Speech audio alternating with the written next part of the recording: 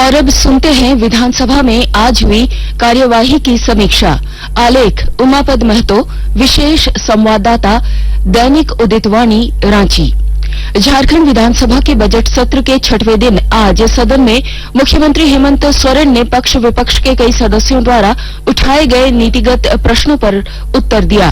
मुख्यमंत्री हेमंत सोरेन ने आजसू पार्टी के लंबोदर महतो के एक प्रश्न के उत्तर में कहा कि तमिलनाडु और महाराष्ट्र में ओबीसी को दी गई आरक्षण का अध्ययन करने के बाद झारखंड में भी पिछड़ा वर्ग के लिए विधि सम्मत आरक्षण देने पर जल्द निर्णय लिया जाएगा, जिसमें राज्य पिछड़ा वर्ग आयोग की अनुशंसा को भी शामिल किया जाएगा। श्री सोरेन ने कहा कि सरकार सभी विषयों का अध्ययन करके ओबीसी के लिए आरक्षण बढ़ाने पर फैसला लेगी। इससे पहले आज सभा की कार्यवाही प्रारंभ होने के साथ ही भाजपा के विरंची नारायण ने कहा कि स्थानीय नीति का मुद्दा उठाया। उन्होंने कहा कि राज्य में स्थानीय नीति को लेकर उपापोह की स्थिति है, इसलिए सरकार को नीति स्पष्ट करनी चाहिए। आजसू पार्टी के विधायक सुदेश कुमार महतो द्वारा मुख्यमंत्री प्रश्नकाल के दौरान उठाए गए सवाल पर श्री सोरेन ने कहा कि विस्थापन आयोग गठित करने का विषय राज्य सरकार के समक्ष विचाराधीन है। उन्होंने कहा कि राज्य में विस्थापन गंभीर समस्या है। झारखंड वर्षों से विस्थापन की समस्या झेल रहा है। खनन कार्य 100 वर्षों से चल रहा है। राज्य सरकार बहुत जल्द विस्थापन आयोग गठित करने पर निर्णय लेने जा रही है।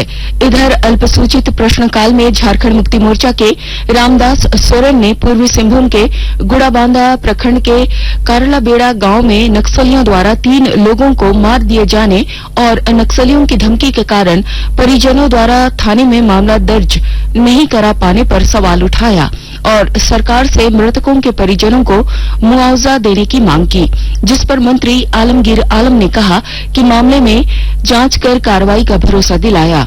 प्रश्नकाल के दौरान ही आजसू पार्टी के सुदेश महतो ने आज राजधानी रांची में हर प्रमुख चौक चौराहों पर तैनाती का मामला उठाया। भाजपा विधायक भानु प्रताप शाही ने कहा कि पहचान पत्र दिखाकर रांची में एंट्री दी जा रही है। धरना प्रदर्शन और आंदोलन करने पर रोक लगाने की कोशिश की जा रही है। विधायक सरयू राय ने कहा कि उनकी गाड़ी भी रोकी गई। सुबह मॉर्निंग वॉक में बताया कि शहर में धारा 144 लगा है।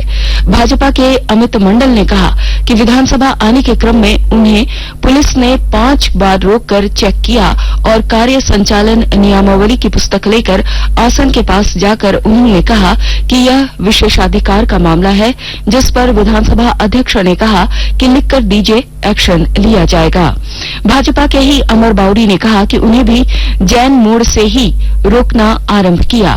सबको रोका जा रहा है। हर चौक चौराहे पर बैरिकेडिंग किया गया है या क्या चल रहा है?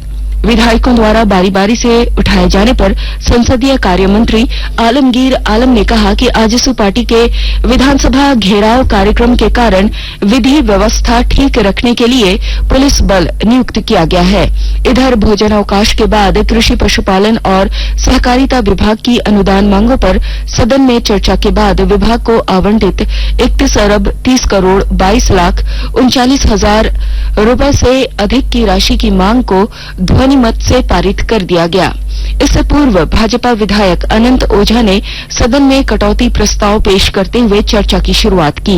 उन्होंने कहा कि कांग्रेस झामुमो ने चुनावी घोषणा पत्र में 60 साल के ऊपर आयु वाले किसानों को पेंशन देने का वायदा किया था, लेकिन 2 साल से ज्यादा समय बीत जाने के बाद भी इस विषय पर राज्य सरकार ने कुछ नहीं किया और न ही सरकार ने किसानों के हित में अन्य कार्य किए हैं। वहीं कृषि मंत्री बादल ने सरकार का उत्तर देते हुए कहा कि राज्य ने किसानों के बीच 25 करोड़ रुपए का बीज वितरण किया है। तेलहन बीज वितरण, किसानों के क्रेडिट कार्ड, किसानों की ऋण माफी, एम्बुलेंस, पशु समेत कई उल्लेखनीय कार्य किसानों के लिए किए जा रहे हैं। वहीं विधानसभा अध्यक्ष ने अनुदान मांग ध्वनिमत से पारित हो जाने के बाद कल मंगलवार पूर्वाह्न 11 बजे के लिए सदन की कार्यवाही स्थगित कर दी। अभी आप सुन रहे थे विधानसभा में आज हुई कार्यवाही की समीक्षा। लेखक थे उमापद महतो, विशेष संवाददाता, दैनिक उदितवाणी, रांची।